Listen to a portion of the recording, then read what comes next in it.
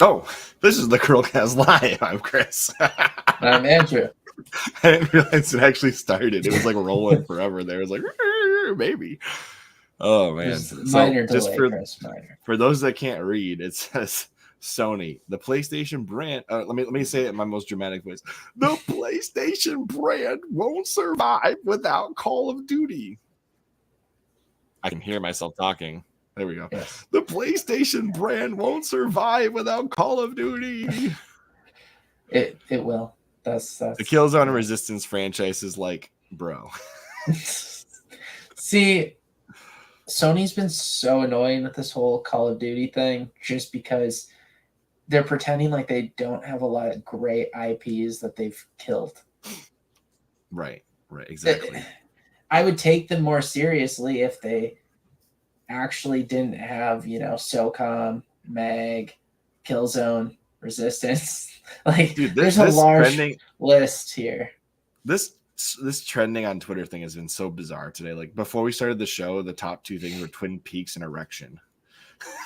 Like, what the heck is going on? Totally random for you to bring that up for this, but okay.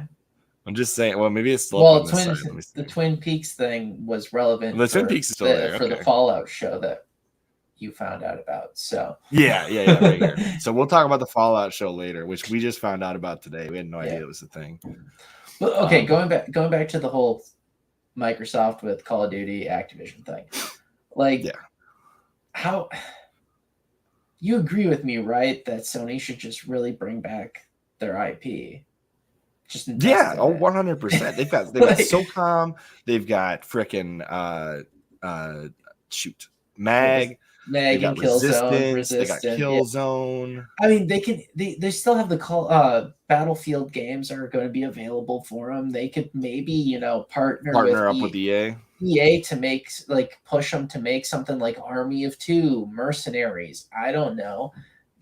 Maybe make the next. They've got Bungie, so they've got Marathon, they've got Destiny, and they've got Pathways into Darkness. Right. So it's just like, it's laughable. I doubt you know what that was. No, I'm saying it's laughable though that Sony is being so butthurt about Call of Duty. I know it's really them just being lazy because they've come to rely on that and Battlefield basically being yearly releases as like taking care of the shooter crowd so they can focus on other things. But really, they maybe just recreate Zipper Interactive as like a studio again and just put them on shooters. Because Medal of Honor, don't they own Medal of Honor too? Who owns Medal of Honor? I thought. Oh no! No, that's EA. Respawn. No, yeah. So I think if Sony decided to like actually bring back their shooter IPs, it'd be much better. It'd be good for the marketplace too. Because maybe I don't actually remember what do you remember Red Faction?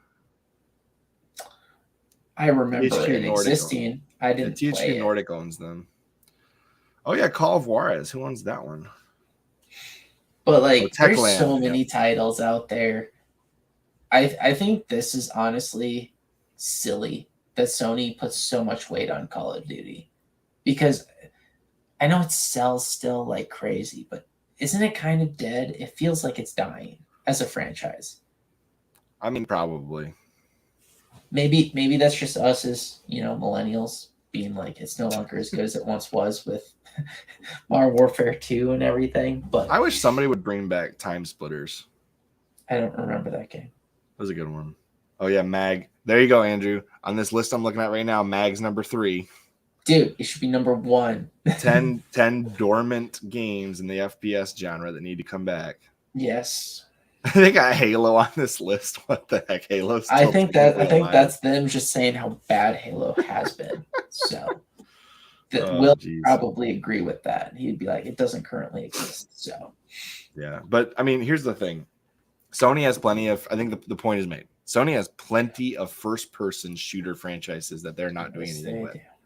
And on top of that, everybody else is okay with this deal except Sony, and they're all agreeing to these 10-year deals with Microsoft that Call of Duty, like in 10 years, who knows? Microsoft may exit the console space by then. I mean, that's putting a lot of weight too on Call of Duty for 10 years. Like, I don't even know what the state of the universe will be for that franchise in 10 years. Right. Honestly, there's so much franchise fatigue for them with the yearly releases. Not to mention, there are plenty of other things to be worried about right now outside of video games. Well, not like just the EU and Sony, and they're all so worried about this stupid Activision Yeah. Microsoft deal. There's so many bigger fish to fry. But let's but be like honest. All this in chaos. This is not. yeah, no, it's true. I mean, also when you factor it in, like this franchise though, it's just I feel like it's worn out. I don't know. Unless they like go, I guess we've made this point before in the past where Call of Duty, if it really wanted to revive itself, it really needed to go back and redo the historical games that they did, like with the big red one and all of that. Like they need to re-explore the more like, oh, we're gonna make this a little bit more of a learning experience on some campaigns that actually happened, and bring back like World War II, World War I, whatever the heck you want. So here's the latest news on this deal. This was right before Microsoft was doing a last minute meeting with the EU. Right. We have now signed a binding 10-year contract to bring Xbox games to Nintendo's gamers. This is just part of our commitment to bring Xbox games and Activision titles like Call of Duty to more players on more platforms. You know, and here's the thing that they don't say in the tweet. They've negotiated and signed a binding 10-year legal agreement to bring Call of Duty to Nintendo players the same day as Xbox with full feature and content parity. No. Yes. No. It can't. So no, that's impossible. That's literally impossible. They didn't say quality. They said content.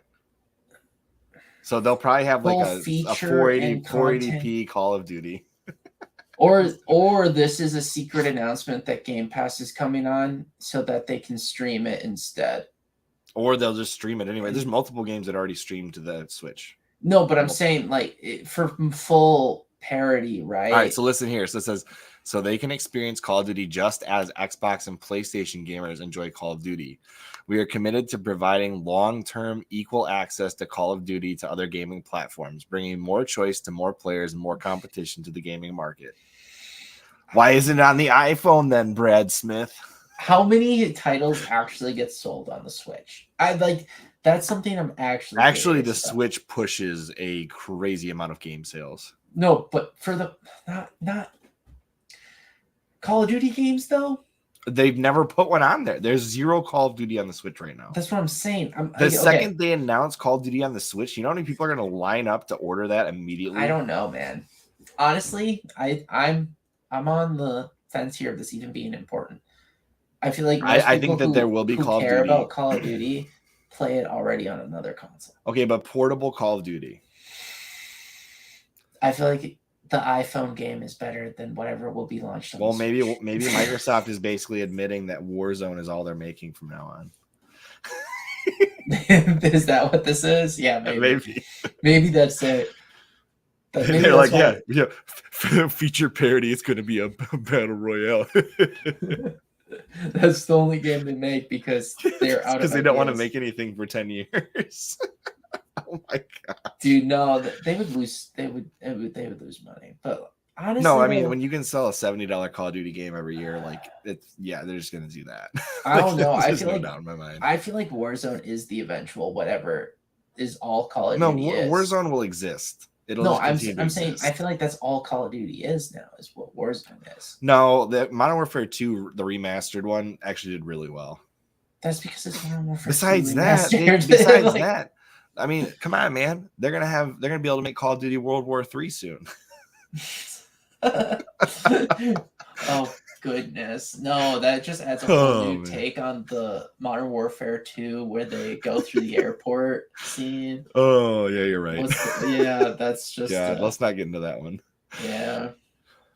Comrade. I just I'm more upset with Sony as this debate goes on. They're just showing us how they just cannot have a seat at the table of serious discussions. No, it's not even that. I understand their perspective, It's a lazy perspective. Basically, like, we don't want to invest in first-person shooters on our own. Call of Duty fills that space for us. We don't want to do that. Yeah, it's just them saying that, hey, we killed Zipper, and we don't want to bring them back. But they bought Bungie. Like, I don't give a crap. It's just Bungie, bro. Yeah, but Bungie I'm saying, like, they have an FPS maker in their studios. It's different. So use them. Different though. They're not. Here's something, Andrew. Here's something nobody seems to pick up on. They're not a war simulator. If Sony built a Halo-esque arena shooter out of the Marathon franchise, Halo would die tomorrow. Probably. I mean, they could also bring back Killzone. Bungie would revive their good name. Bungie would revive their good name and good what's it? The good reputation overnight. Image. If they built a good arena shooter that would spank Halo. I just want to point out that fine Marathon, but also you could bring back Killzone. Yeah, I mean, Bungie could probably do Killzone. Honestly. And you still got the company. Which one made Resistance again? Was that isn't that the same one that did Infamous? No, Resistance did. Who did Resistance? I forgot now. We looked this up so many times.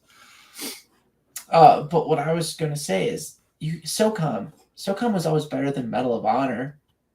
SOCOM was a good game. Insomniac, Spider-Man maker made made Resistance. SOCOM, are you telling me that the marketplace would not welcome a SOCOM? I guess shit. I mean, I guess maybe not, because I'm putting a lot of credit in people wanting to play a tactical shooter. I think you'd have more luck with Mag. I think SOCOM could transition itself into a first-person shooter very easily. I mean, I don't see a problem with third-person shooter. Third-person shooters are pretty good. Oh, let me rephrase that. Making the jump from tactical to first-person, like an action shooter. I think SOCOM as a franchise could do that. I think it would be bad will. You'd be better off taking Mag and making that game again. Well, the question is, does Sony technically own the rights to Mag? Zipper was a first party. Yes. Were they, though? Yes. That was a Sony studio, and they were shuttered by Sony. Pretty sure they own the rights. There's your problem. Yeah, I know. But like, if you brought Mag back, that one, you could be third or first person in that game. Oh, you're right. You're right, because Zipper was the SOCOM creator. You're right. Yeah. And with that, I think it would translate much better than a lot of the other ones, because the tactical nature of it was just teamwork more than like ducking and cover and all of that shit. So you bringing airstrikes and mortar strikes and everything into the game, I think that one might actually be way more applicable to the current market. Plus, it'd just be fun. But like Sony, they killed it for no reason. That game was still hopping for a while until they actually shut down the servers.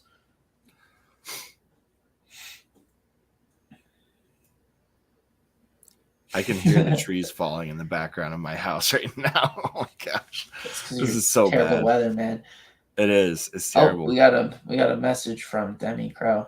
Yeah, I got it right here. I personally think Nintendo should put Tears of the Kingdom on Steam Deck so I can run it at 60 FPS. Well, you know, with a little bit of legal trouble, you can do that yourself. You know, I actually, that brings up a valid point, because they're making that a $70 game. It's going to be a $70 game. Yeah. I'm not upset with the concept of a $70 game per se. They did it on the N64 back in the day. Doom 64 was 70. Did you know that? No, but I'm more upset that this is on the Switch, that it's $70. But they put so much extra work into it, Andrew. You're going to get an extra $10 worth of experience out of this game than you got out of the first Breath of the Wild. They're charging next-gen prices on a last-gen console. And that maybe because they're trying to tell you that this game will be compatible with next-gen consoles and Nintendo. No. So here's something that people pointed out in this tweet, and I'll point it out to you too. It says, we've now signed a 10-year binding contract to bring Xbox games to Nintendo's gamers. It does not actually state the Switch. At no point in any of this tweet does it say Nintendo Switch. Did you notice that? Yeah. So maybe Microsoft's counting on Nintendo releasing a new console when this deal starts.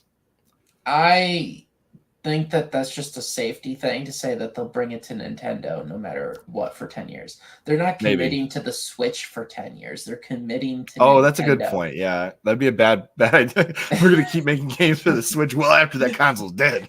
Yeah, I mean, while it's not bad to read into it, I think it's safe to say, yes, within 10 years, there should be another Nintendo console. That's like, that would make the Switch so damn old 10 years from now. Like, imagine the Switch. Hey, the Switch would be at like 250 million sales by then. Hey, that would be like them saying, hey, we're about to make a Call of Duty game for the Game Boy Color.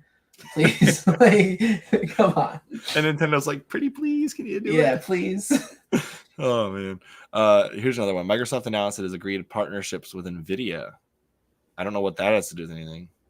Like what? You're going to make your games incompatible with NVIDIA graphics cards? Like, that'd be stupid. They're just trying to get people in the industry to be like, hey, we have no problem with this. Why would NVIDIA? Well, what was NVIDIA's issue? Oh, Nothing. Cloud gaming. Oh, cloud gaming service. Okay. Oh, that's what this is about. Yeah, they've got the what is it? NVIDIA. Shoot. I used to know what this was called. But NVIDIA's is actually good though. I don't care. NVIDIA, listen to me for a second. NVIDIA created a like $5 thing where you can just basically have a cloud PC somewhere and beam it to anything you own. But still, I still think there's too many services. But the thing is you could actually connect your Steam account to your cloud NVIDIA PC. So you could download your games directly. So instead of beaming things to a hub and then beaming it from the hub to whatever you're using, it just literally takes the place of the hub and just beams directly to your whatever device you're using. So it cuts out a middleman that most people deal with cloud gaming. That's fair. So it grabs whatever the closest NVIDIA cloud PC is to wherever you are that's available, and that's how it streams. It's a much better process than what a lot of the other people were doing when they launched it. Right. All right, let's see. Midway through the stream, you're just going to see a tree come through my ceiling and kill me. You're in the basement, Chris. Doesn't matter. These trees are huge. Just like, you okay, Chris? Computer starts going. Oh my gosh. All right. Let's see here. So, long story short, though, Sony's being a bunch of pansies about this whole situation. It's stupid. Needless. Especially since they're already committing to 10 years of call. Like, if you can't figure something out within 10 years that you can do something else on your platform, Sony, how are you the leading freaking player in the gaming industry? Because let's be honest. What is wrong with you? No, let's be honest. Shooters are not actually the make or break purchase decision for gamers. Well, yeah, because the shooters on every console. But at the same time, people would prefer Sony's single player content. So pretty much. I just really think that Jim Ryan. They have no incentive not to make one of their first party games and bring it back. Like, they'll make so much money. I just can't imagine them not making a ton of money off of any of the titles we brought up. Yeah. I mean, they've got so many options. That would have to sell just as well as Battlefield. It has to. I agree. Because Battlefield hasn't sold that well in a while. It's been kind of meh. So. Yeah.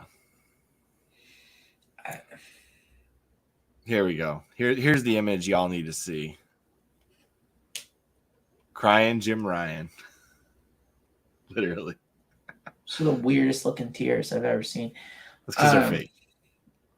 No, obviously they're fake. I think we should just play the Mag trailer for everybody so they can realize why they need that game to get a number 2 edition. Nobody wants that. Crying Jim Ryan. What about What about this Fallout series? When is that actually? Oh my coming out? gosh! Look at these kind of art. Oh my god, this is the stupidest thing. Hold on, I gotta show this to you. Check out this article. PlayStation is dead without Call of Duty, states PlayStation CEO Jim Ryan in a statement. Where the heck is this at? I want to know. Wait, What website is this? how do you Games. say that? That's not even the right. That's not even the real Games. It's a scam. It's a scam. That's a fake website. But Malarkey still, like, Jones. Malarkey yeah. Jones. That's a fake name. No shit, Chris. That there's no way God. anyone would ever say That's that. amazing. I can't believe that. Oh, too good.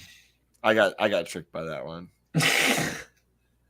There's no way they would say that either, because could you imagine the stock price impact? Oh my gosh. That's I don't think anyone believes that Sony's going to succeed in making it not happen. I think this is them just trying to make it more expensive on Microsoft, if I'm being honest.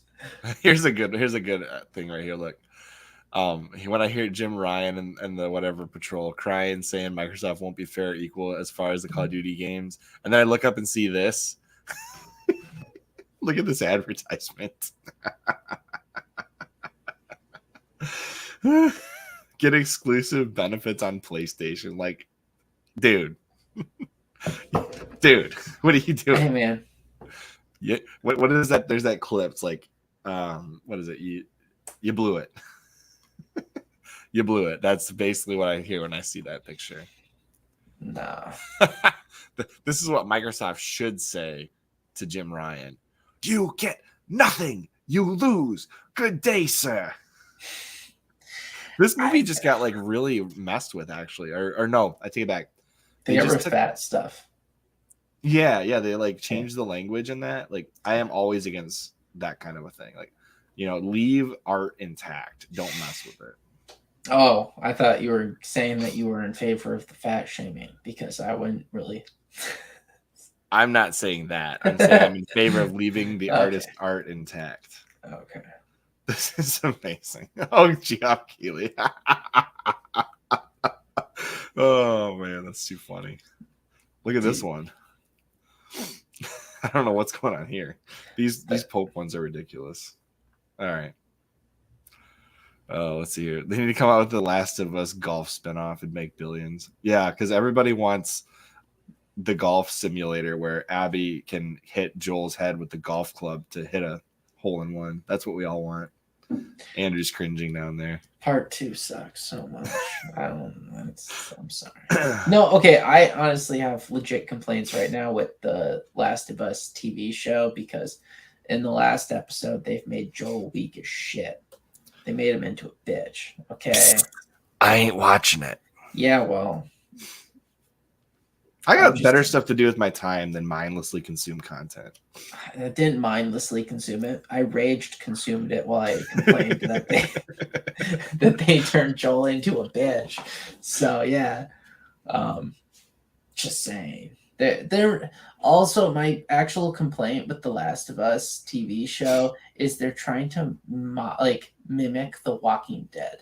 There's legit changes they've made that are explicitly copycat towards the Well, to be fair, The Walking Dead is the most popular zombie I franchise. don't give a crap, bro. They've made changes to the story that are made purposely to mimic The Walking Dead. Oh yeah, did they? Yes. You know what I want? I want zombie dinosaurs. Can we get that? Why? I just made something up. Like as if a T-Rex can't be. No, okay. One of the characters they changed to make them deaf. Oh, so they just copied Quiet Place.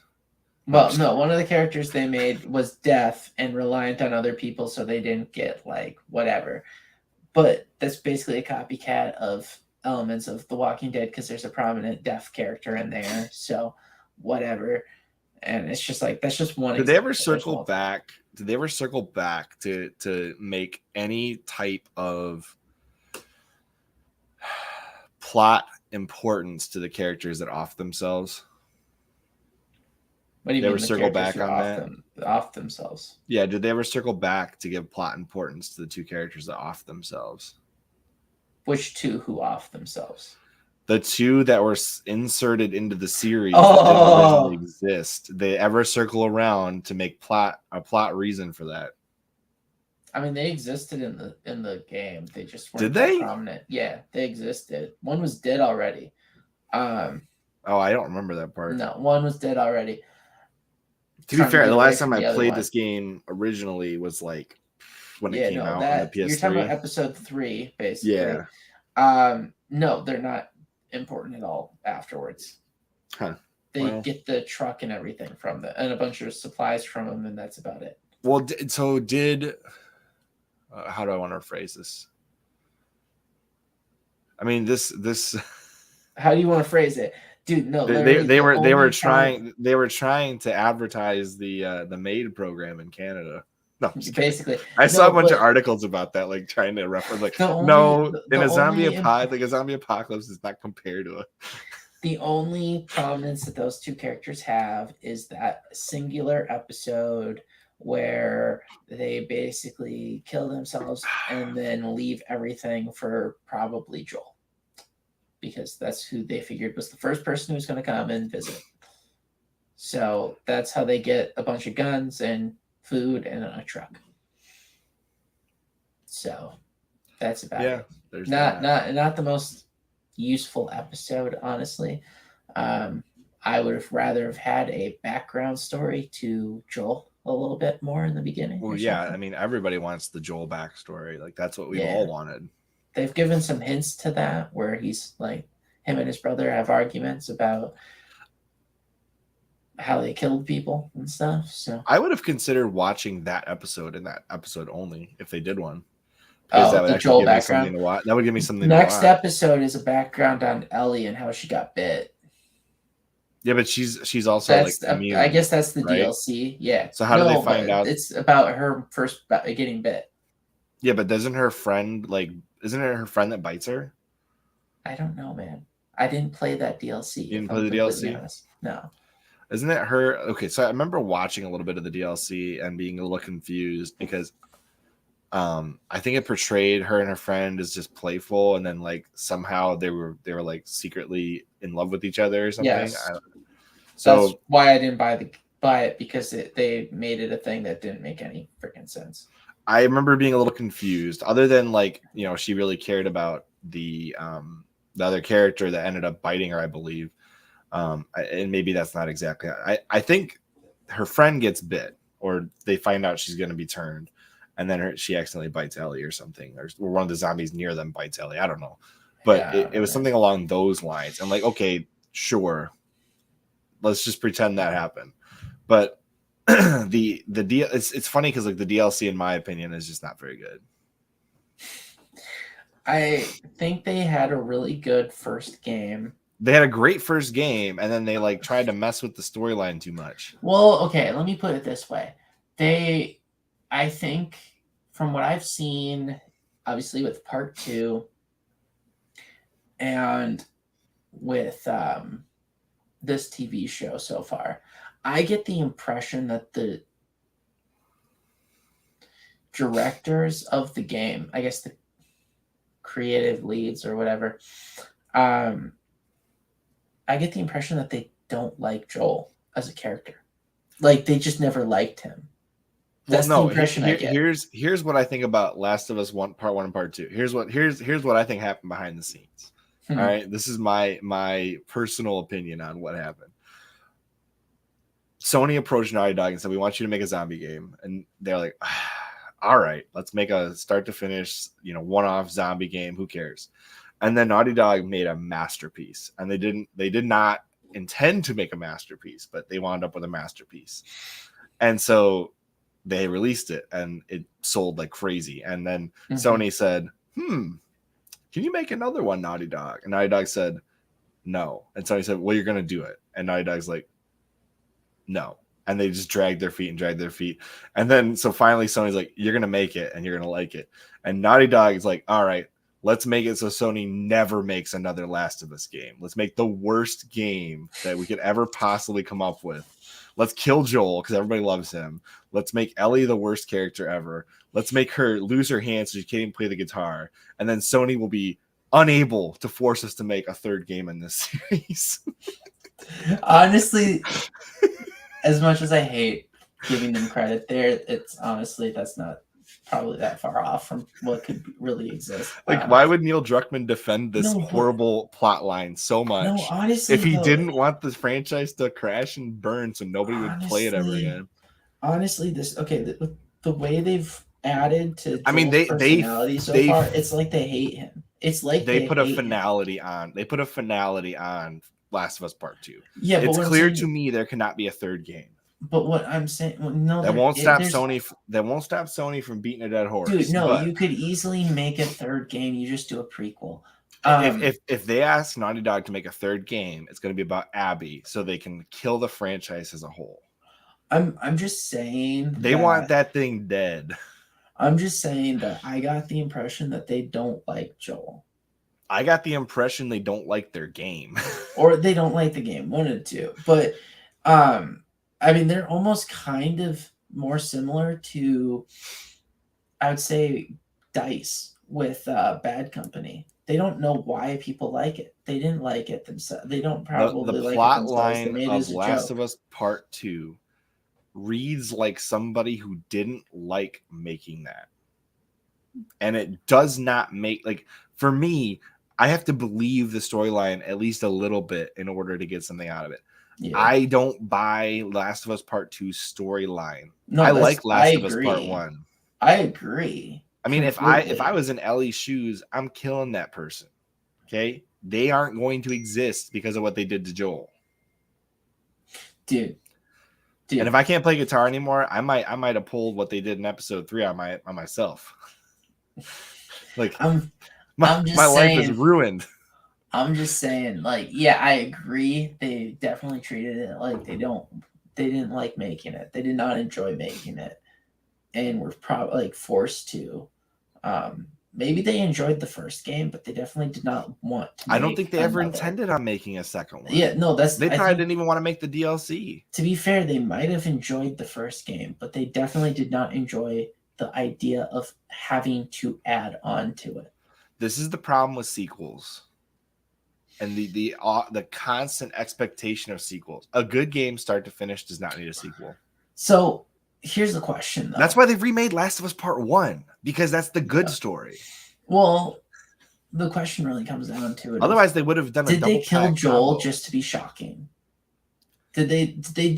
Because that's it comes off to me as if they did that to be shocking, and it was lazy. I feel like they never showed Sony that Joel was going to die until like a week before release, because there was talks about delays. I feel like there's no way that actually. Like, can you imagine if they walked into a boardroom and they walked into a boardroom and like showed them like, oh, because even part of the trailers, I don't know if you remember this, but even part of the leaks and trailers they did right before the game came out, they hinted that there may be something happening to Joel, but they wouldn't tell anybody what it was. See. Do you remember that? Yeah, but okay, here's the thing. Here's the thing about that. The way that whole thing went down, I would have been okay with it if you didn't play. Like if there was better writing in the very beginning, and it was like the setup scenario where you hadn't even played. If you wanted that, like you should have been able to see the entire backstory of Abby before that happened. Right, like if they had done otherwise you just hate that woman so much. Plus, honestly, where is she getting all those gains from, dude? It's a zombie apocalypse. Ain't nobody making freaking like whey powder and stuff. No, okay. This is how they. Where's she getting the steroids, man? This is how they could have done the game to make it better, right? If you had maybe had Joel killed early, like you kill him in like a cutscene, right? Early in the very beginning of the game, and then you do like the flashback. And you're playing as Abby on her way wherever, you don't know who she is, right? You have no idea what group she's part of or whatever. And then you kind of start to see the pieces fall into place of how you're fulfilling the cutscene. And you don't like it, but you have to continue on that journey. And then you could proceed with the Ellie revenge tour. Like that would have been 1,000 times better because you're like, oh shit, no. And you know what absolutely is going to happen though? When Sony finally stops dragging their feet and brings Last of Us Part 2 to the PC, somebody's going to change the game. There will be a full-blown fan mod that has a better storyline than the one Sony wrote for them. Yeah, there will be. Like, you're going to have, like, Ellie's significant other, like, snipe Abby before she can kill Joel, or something ridiculous like that will happen. Yeah, and then they have to go on another revenge tour. They don't go on a revenge tour. They go on a preemptive strike tour to destroy the. Somebody's gonna just drop C4 in that scene, so everybody dies. No, it's gonna be a thing where it's like they'll never stop hunting me, so Joel has to go out on this mission now so he can save the town from future violence. See, that's where I thought it was going, like until Joel gets bludgeoned. But no. Just let Joel die the way that is. Yeah, No, I think when it comes to PC, somebody's gonna write a much better story than Sony ever did. Obviously. That's the problem with it, right? That's why I think that's the number one way that you can judge if a story is good or not. If you are playing it and you're not thinking of how good the story is, you're not just enjoying the story, you're actively recognizing, trying to rewrite it. No, yeah, like you're actively trying to rewrite it. Like, okay, it would have been so much better if they had just done this instead, right? That's how I view TV shows, movies, video games, and books. If I am like actively thinking, it's like, okay, you really should have done this instead because that's just better. It makes more sense to have done this instead. You kind of reached here to try to shock for no reason, and it was bad. You should have when you reach for shock value, it never ends up it never works, and it becomes too obvious, right? Or when you purposely make someone like die for like a stupid reason. Not even R. Martin. No, sorry, I don't know what happened with me just now. Dude, his was actually good though. No. Which one? Dude, there was no reason. Stark was not good. I don't mind Ned Stark. It was the rest of the Starks that had to die. They didn't need to kill Rob. There was like literally no reason for that. Killing that's a major portion of this. I disagree. No. I disagree. Completely. The Red Wedding was stupid. The Red Wedding was a brilliant ploy by the Lannisters. It might have been good in the books. It was executed horribly in the show. It was just like, oh, you wouldn't marry my daughter? I'm going to kill everybody. Like, that is the stupidest way they could have. How does that portray to the screen and make sense? It's like this dude's so bent out of shape. Because that guy literally is bent out of shape. But that makes no sense. Let me just sacrifice my entire alliance with the North so that I can. He had another alliance. He had not a good one. Yeah, he did. He married off his relatives to other Lannisters. He had a perfectly fine. He made a different alliance. But who comes out on top at the end? Huh? I'm not saying he picked the right horse long term. I'm just saying he thought he was going to pick the right horse for that portion. If you look at the scene in the show is, you didn't marry my daughter. I'm going to kill all of you guys now.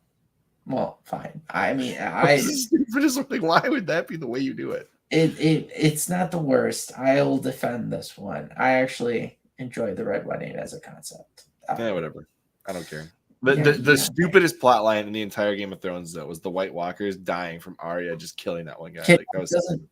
There's no freaking way that happens. It was so stupid. I'm sorry, the book's not written yet, but there's no effing way George R.R. Martin does it because that book's never getting written. Dude, if it ever gets written. Okay, fine. Here's my mini rant here. When you watch behind the scenes, right? The behind the episode thing that they did, the freaking directors were like, they were ready for Star Wars and wanted to just end it. Dude, no, I know, but they're like, yeah, so we were just like thinking, it's like, no one expects Arya to kill this thing. So let's have Arya kill this thing. Wouldn't that be great? No one's expecting it. It's like, did it make any sense? No. That was reaching for shock value. Yeah, they're just like, no one expects it. Let's like Night Dragon. We never even got to see Night Dragon do anything. I know. It's just I wanted Jon Snow riding a dragon fighting Night Dragon. That's Dude, what I wanted. It's just this thing It would have been where, epic. where when the director comes out and admits that they're just like, hey, the only reason we picked this was because we knew you weren't expecting it. Don't worry, we didn't even build up to it at all with anything to make it make sense. We're just gonna do it. It's like, okay, guys, just like I get annoyed with certain aspects of the way they did the show, just because technically Sansa is not supposed to be in the North. Just saying. Isn't she also not supposed to get RAPED'd? No, she's not even supposed to be there. That's what I'm saying. Like that should not have happened. Her best friend, that was like her little like ladies' maid type, like her best friend who from one of Ned Stark's like right hand guys. One of his right hand guys, his daughter, who was always like friends with Sansa, is forced to pretend to be Arya Stark and brought to the North to marry the freaking Ramsay kid. So it's not even remotely the same thing. Oh.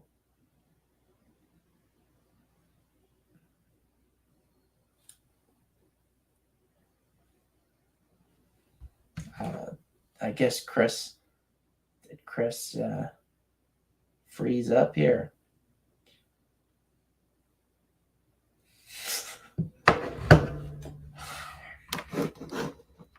Well, this is awkward because I do not have control of the screen. Okay.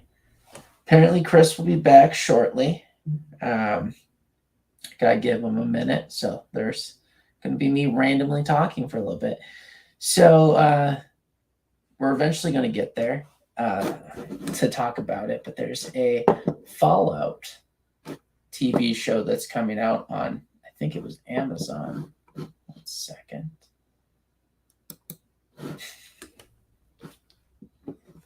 Let me look it up. I did not have the tabs open. That was Chris.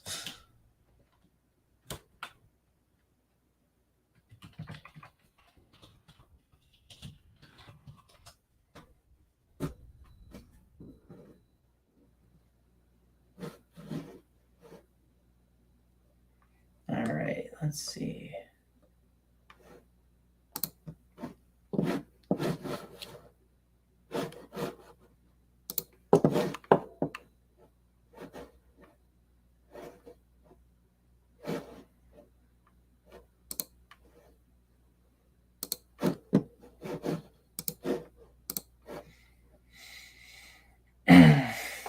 So yeah, there's a Fallout.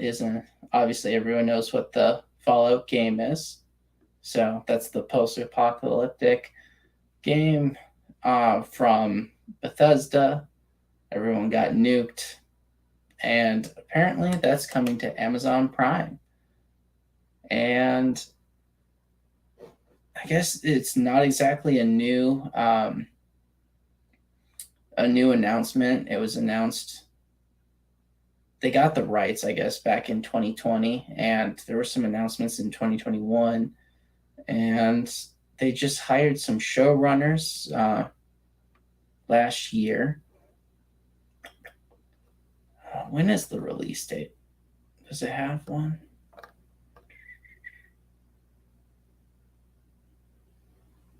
I am not seeing it. It will release sometime either this year or next year, which I guess filming began last July. So that's actually not the craziest timeline. Maybe takes a year of filming and then like a couple months of just tightening that whole thing up, and probably will be out maybe towards the end of this year. I wouldn't be surprised if they manage to make it before 2024, or it'll just be a early 2024 release. I'm sure Chris has a few other ideas on this, but he is AWOL and has not made it back yet. But I guess I don't know. Let us know in the comments if you're excited for this. We'll probably definitely review it at some point. Let you know what we think of it once it's finally released. Given the general trend for shows based on TV series, though, it's kind of like, I don't know if we're optimistic per se. It's kind of a weird one for a TV series anyway, right? Because as far as story goes, there's a lot of openness to Fallout games. So it'll be interesting to see like what direction they take. Obviously, it almost gives me the vibe that how Dungeon and Dragons movies kind of go, where there's a lot you could do with it. Oh, Chris is coming back.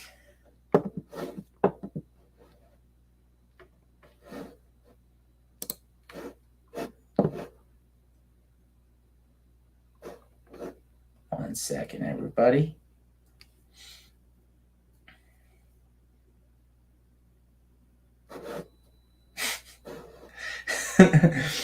Okay, so all I'm seeing right now is a spinning wheel for Chris. It's as he adds himself to the stream. Let's see if he can manage it and get his opinion on the Fallout TV series.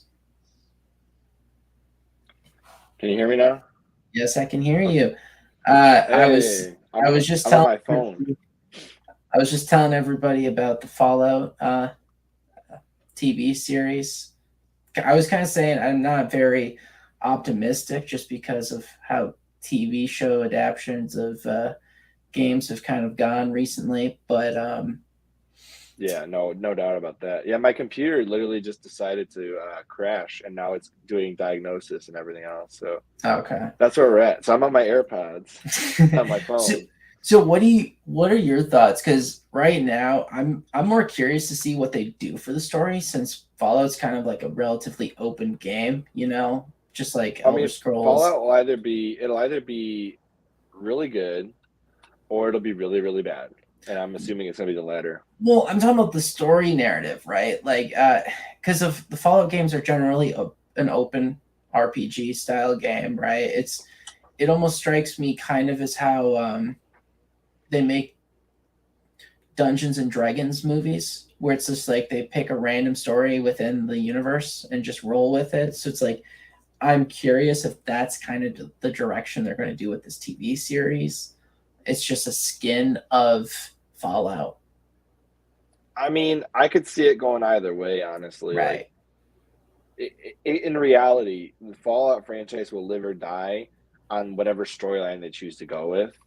Right. And because it's such an open-ended, like just open world Western RPG, they have so many options, and they're gonna pick a bad one. I mean, I'm conflicted, right? Because it's on Amazon. They've done good with shooters. They've done Rings of Power. Yeah, well, they've done good with military style shows. They've done good with The Boys. That's pretty good. I kind of view this almost like a hybrid there, where it might be within that genre of consideration compared to Rings of Power, which was awful. So I'm expecting. Are you expecting it? It is unwatchable, but are you expecting it to be dark? Like, it's a rated M game, obviously. So it's like, are you expecting the story to be dark and kind of brutal? Because I kind of am, and I'll be kind of disappointed if it's not. You think it'll be? I mean, I would expect it to be, just because I'm expecting some brutality, at least, like that you can't trust people. It's apocalyptic, right? So I'm expecting it to be a bit backstabby, brutal. I mean, no doubt, it has to be. Like, how else would you do Fallout? I mean, I don't know. Honestly, that's the thing. I don't know how else you could do it. Amazon did good with The Expanse too, later seasons. So they only owned it for part of it, though. I think from seasons 3 through 5. Yeah, because I actually thought the first 2 seasons were better than No, the first two. Okay, the first 2 seasons were better, but they also had the better storylines to work with. That's the complaint. Like, it's a fair complaint because the first 2 seasons were the best like story. But given the evidence, right, of The Expanse, Terminal List, The Boys, Concept. Wow, too many Chris's. There's too many Chris's in the stream right now. We're gonna do this. But no, given you need to only have one voice. All right. I do. I'm muted. I'm muted on one, so we're only getting one from me. All right. I heard. At one point I heard 2. So yeah, the thing I was gonna say is, I'm hearing myself through your. Yeah, you can't. I can't do it that way. No, the thing I was going to say is, given the evidence of those 3 series, this is kind of like a hybrid, I would say. It falls within that mix, so I would expect Amazon to not disappoint too drastically. I think the problem is that it's Fallout. Like, if they didn't, good. Okay. If they didn't say it was Fallout and they just made it similar to Fallout, it might end up being a better TV show. Yeah, I mean, I think a post-apocalyptic, nuclear wasteland is a great spot for a modern TV show because you can kind of just do whatever you want. Like, right. I think that, like, unless you just if your story writing is bad, that's the only way you tank that, because the world you have to work with has so many possibilities. Well, okay, I'll say this though: Fallout has a nostalgia aspect to it that's pretty dope, just because I mean, if you use the Fallout themes, like like if you take, no, I'm saying like with the era that the bombs went off, like where they're saying that it was the heyday of the 50s, basically. I mean, everybody wants to be the 50s. BioShock wants to be the 50s. Yeah, I'm just saying that's like that heyday nostalgia effect, and it allows you to have all the cool aesthetic for everything from vending machines to whatever household appliances. Everything just had a. Hold on, have you heard of this Apple's TV show? Which Apple TV show? Reference. Hold on, let me pull it up.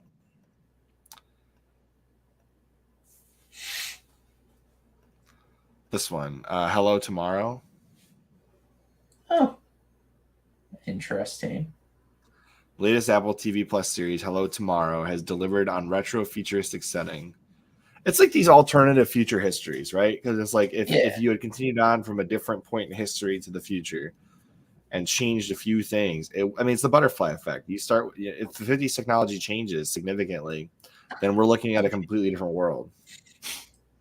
If I don't think you're gonna see any Pip. I don't think you're gonna see Pip Boys. That ain't gonna happen. No, but like if 3 Mile Island didn't happen, I mean, our entire electrical grid would probably be nuclear. Just we might have had fusion years before we had fusion. Maybe. There's a lot to be said there, right? Alternate. Oh, wait. This isn't even the right title. Netflix and Cool to Fallout. Wow. It's password string. Didn't they already say like we're not having a problem with that? We've talked about it before. I know. I want to find the article on the Fallout TV. I heard there was a trailer, so I ain't watching that on stream after what just happened with my PC. Okay, that's fair. It just forked itself somehow. I'm just afraid that it would be better if they just made an unnamed thing versus saying this is Fallout. So, right. I mean, that's definitely a thing. Right. It adds extra expectations to it, I think. Needlessly, too. Just needlessly. There we go. My browser keeps trying to refresh this page, and it's killing my entire internet. So, Polygon, fix your freaking website. What the heck? All these pop-ups. What? Your website sucks, Polygon. That's a fact. Fallout is dead since 76. I mean, maybe they're looking at Halo and like, hey, maybe we can cash in on a garbage TV show on a series that's dying. I mean, no one has really done nuclear apocalypse in a long time, so maybe it's I was not gonna the say they've worst. done it. It's been a while. Not in a long time. Everyone's been focused on zombies, so like maybe Fallout this is broke actually a decent idea for a TV show. I would love a Westworld video game. Maybe. Isn't that just Red Dead? Except it's not real. You can kind of make it be whatever you want.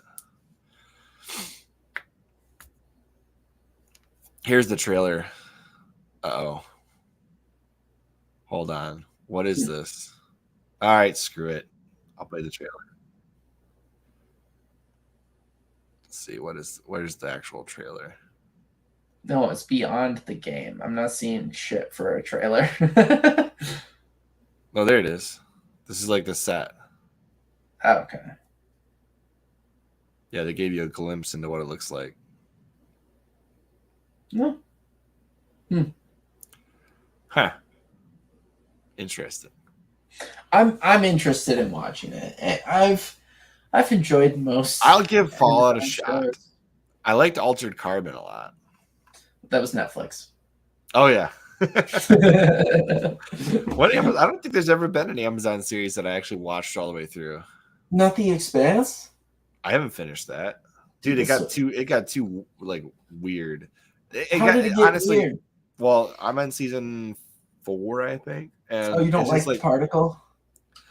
I don't like how weirdly politically social it got. Like, we want to keep our colonizer world. We don't want to leave. And it's like, you will give them what they want. The guy looks like Jay Baruchel. I'm like, this guy sucks. I don't know. He's such an awful, like, he's not a hero. He's not. He thinks he is. He's got a hero complex going on. But yeah, I'm a bigger fan of The Expanse versus like Star Trek. I liked that guy that was in the first 2 seasons that he keeps seeing in visions. I like that guy.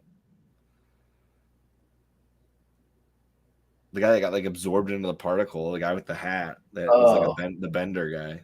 Yeah. I liked him. I thought he was the best character on the whole show, and they just forked him over to the freaking particle. So stupid. So many good characters in that show got ruined. And then they introduced this weird faction of rogue people that are flying on a Mormon spaceship they converted into a battleship. I'm like, okay, sure. I'll press X to doubt. It's fun. It's fun, man. It's fun. Don't be such Imagine converting a freaking Mormon church ship into a battleship somehow. Yeah, man. That's just bizarre. Like, for one, where did they get all the money to build that giant planetary spaceship? Mormons. Like, no, but where did they get the money? The Mormons? How do they have more money than the freaking space fleet? I mean, that ship is the biggest ship it's in just the entire one show. freaking ship, bro. Yeah, but it's the biggest one. Dude, it's Show one me a bigger ship. Yeah. I mean, like, here's the space fleet of whatever the United World Command. It didn't have the same capabilities as each of those. I don't care. Ships. It can house almost the entire like freaking colony in one ship, dude. Like, dude. I think you underestimate Hear me out. The entire army's fleet. Now, no ship compares in size. And then here's this like Mormon church ship is the size of the Death Star. Yeah. Explain that. Why is that a thing? I mean, they're just making it big. They have all the money today already. Oh, we got conspiracies. I mean, they got a lot of money. We got the conspiracies going on here. They got a lot of money. Yeah, well, just actually bad luck. you're forgetting that, you know, the way it's structured, they're just using all the young guys as free labor to keep them away from the ladies, so that the old guys. I did watch a few documentaries on how they operate. Wives, so you know they didn't have to pay for labor, Chris. Okay. Okay, you get that one. You get that one. So you know. They only have to do business with themselves. Yeah, I mean, that is, after watching several documentaries on some of the falling out of the different You're foundation, talking about the whatever you one want to call cult them. group. Yeah, pretty much. Yeah. They did a lot of crazy stuff. Anyways, long story short, I'm just surprised that they have this giant ship in the Expanse that I'm not. is larger than every other ship you see in the entire. Like, why is that the biggest ship? Where did they have build the that biggest thing? households, okay? How? How did you build it? And how did it get off Earth? They built it in built space. it in space. Okay, I'll press X to doubt on that one, and we'll just keep moving on. You need to watch the whole damn series. You need to watch the whole thing. The only thing I like about that ship is the idea of the I love how it's the flywheel stolen. generator. I Yeah, just it's love stolen. Yeah. Where did they even get it from? Like, how did they steal it? I just love how they stole the ship from him. No, because it was being built at the one space station, That's right. and they just commandeered The ship is 2 kilometers long. I know. It's like, how? I don't understand. I mean, they built it in space. That's the only way you could build that ship. It's just There's a no other slow way. moving. Okay, it's just a slow moving space station. It's not like it's that complicated. Yeah, but the Death Star doesn't move fast either, and look at how much power that has. I understand. I'm just saying that it's just a space station. It's no moon. It's in space. Man. It's not like there's a shit ton of friction. Seriously, still a 2 kilometer ship like it's nothing. Listen, but the best space show I've ever watched, the last space show I watched start to finish without skipping a beat, Battlestar Galactica. I'm gonna don't say that too loudly, Mike. You know, Biden will be back at some point. He might hear it. He'll find Mike squatting. What are you doing in my house? Get off my lawn. Cutting the the German Shepherd that attacked Biden. I don't know that story. I'm not going to pretend. No, his dog.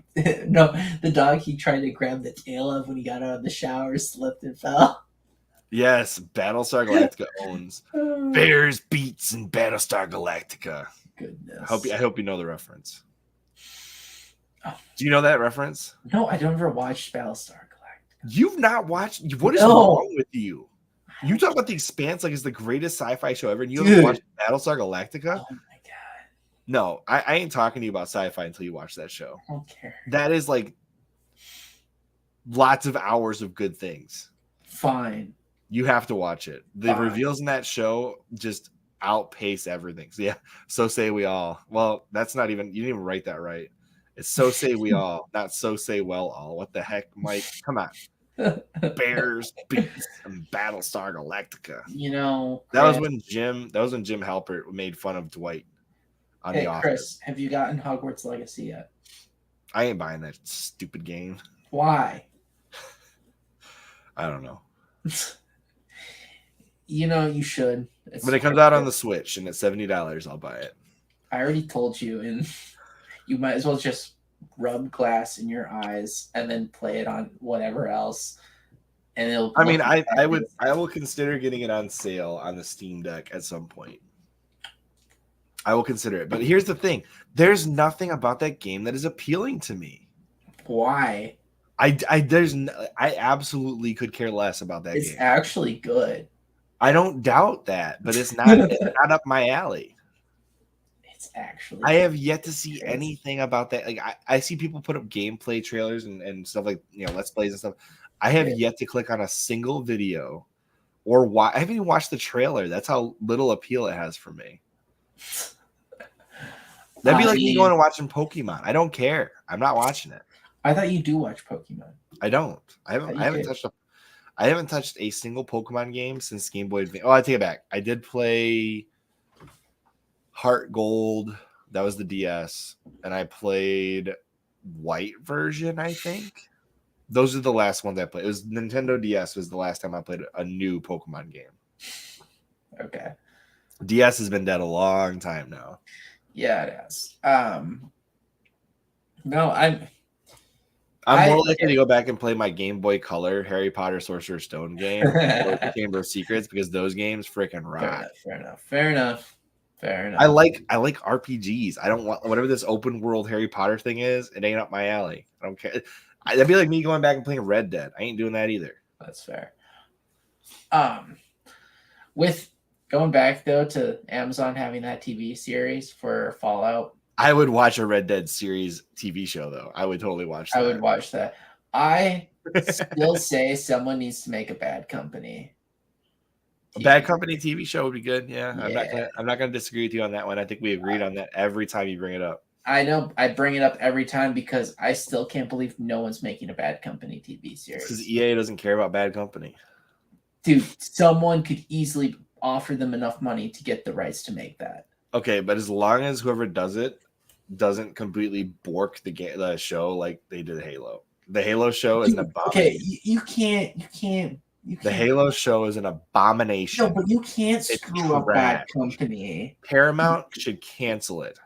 That's how much I hate it. You literally could not screw up Bad Company if you tried. Yeah, you could. No. You could most definitely screw up Bad Company. There's no way. There's no way in good conscience you could do it. You could. You just make a really bad show. The type of people who would be interested in making that into a TV series, there's no way they would destroy that. Let me give you a little hint. It's not like it's Halo. Those people that want to make that show you're talking about, they won't hire them. Dude, all I'm saying, I've seen the hiring process. The people that would make those shows would not get hired. Hey, I'm telling you right now, Halo sucks because they hired people who wanted to get artsy with it because it was it's a sci-fi whatever that we can kind of try to be fancy with. No.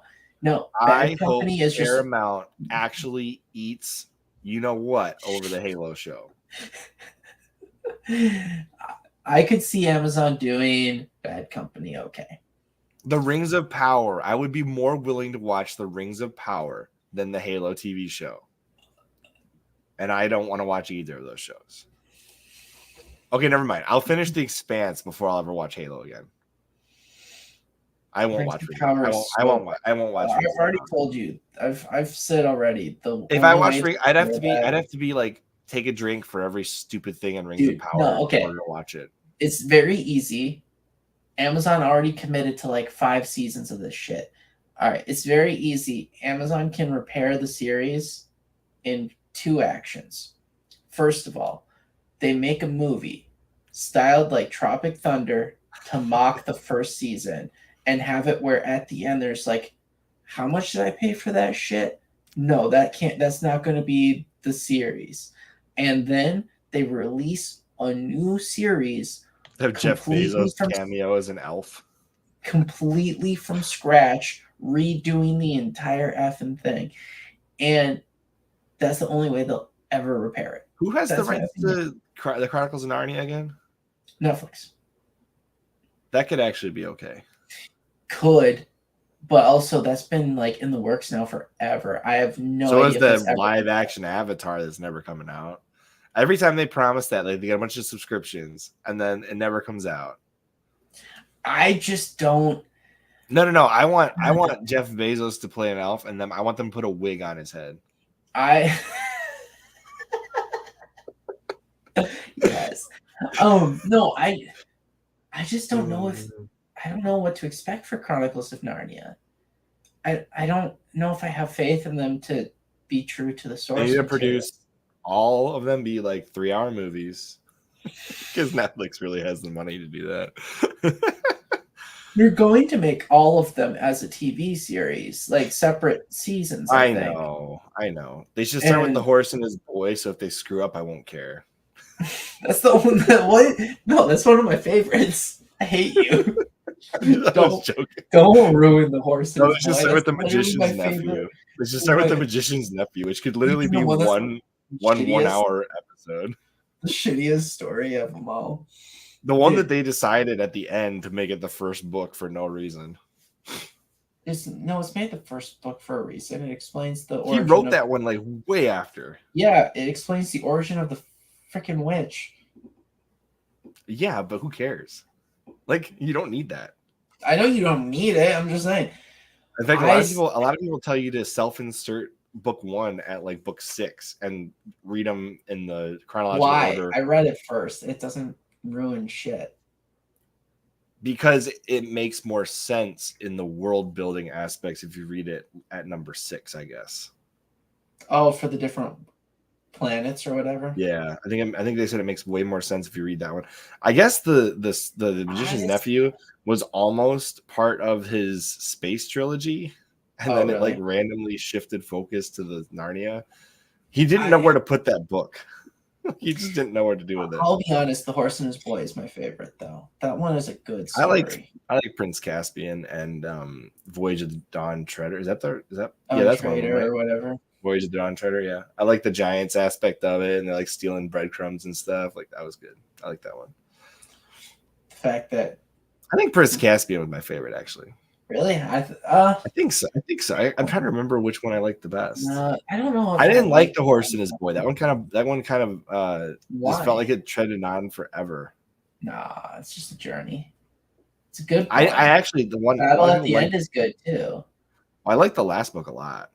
No, I'm saying the battle at the end of The Horse and His Boy is good and everything. Yeah, it still has it because it takes place before the kids go back. Yeah, no, I know. They're all kind of interlinked, all the different books in the series. Yeah. The Lion, the Witch, and the Wardrobe is like the weirdest one from a chronological standpoint because so many things happen during The Lion, the Witch, and the Wardrobe.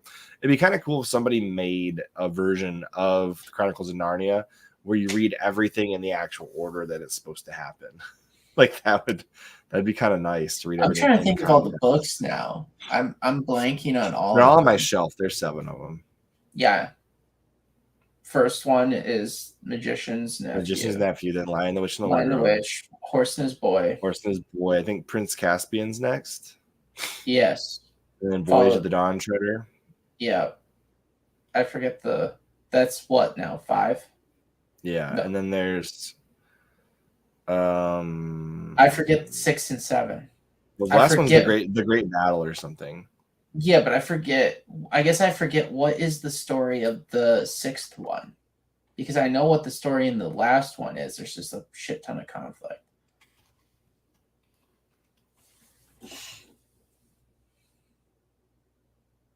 Yeah, there is 7, so I'm right about that. Yeah. Silverchair. That's right, Silverchair. Forgot about that one. What happens in the Silverchair? The fact that I don't remember tells me not much. Yeah, that's the thing. I'm just kidding. Or isn't that kind of paired with the last battle? Aren't those kind of which one does Aslan die in? Prince Caspian? What do you mean Aslan die in? He fucking dies in the Lion, the Witch, and the Wardrobe on the table. He? I don't think he does. He? On the table? They kill him on the table. I'm mixing these words. I'm mixing these all together now. Yes, you are. I mean, that's right, because he wrote The Magician's Nephew. The reason he shows up later. Still, I don't have a tree on my house. No, I thought that. Yeah, that's right. So he wrote Lion, the Witch, and the Wardrobe was first. Yeah. Then he wrote Prince Caspian. Then The Voyage of the Dawn Treader. Then The Silverchair. Then The Horse and His Boy. The Horse and His Boy is late. Okay. Oh my goodness. And then he wrote The Last Battle after that. Oh my god. So he wrote the prologue right before he wrote the last book. What can you just click on the Silverchair? I just can't remember what is that one about? I like how it's a children's fantasy novel. Yeah, I don't even care. It's so good. It's still so good. I don't care. It's set decades after Voyage of the Dawn Treader, but less than a year later in England. King Caspian is an old man. His son and only heir, Prince Rillian. I forgot about him. Aurelian. He sends 2 children from England to Narnia on a mission to resolve the mystery of. Yeah, the prince is missing. Right. It sends 2 new random kids. Yeah, that's why I didn't really care. Yeah, I don't know.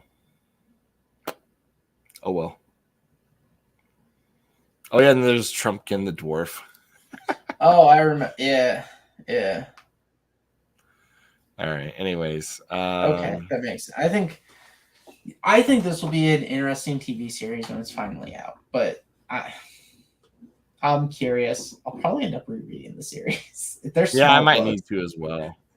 All right, now that we've gone way off script here, though. Yes, definitely off script. If you could pick any, other than Bad Company, anything to be made into a TV show and you could direct it so you'd know it'd actually be good, what would it be? Oh, shucks. Because I'd probably pick the Resistance series. You'd pick the Resistance. I think that'd make a great zombie thriller with the Chimera and everything. That'd be super cool. Although it's basically The Last of Us. A part of me would want Dragon Age. They already did that. Anime, right? No, it's not. It's not actually the Dragon Age story. It's a story within Dragon Age. Gotcha. And it's like a branch off of like that third game, Inquisition. Gotcha. So if I was to pick, I'd probably pick Dragon Age Origins because I think you could make a pretty good TV series out of that. But some of the monsters and stuff are a little wacky, so maybe it wouldn't actually resonate as well.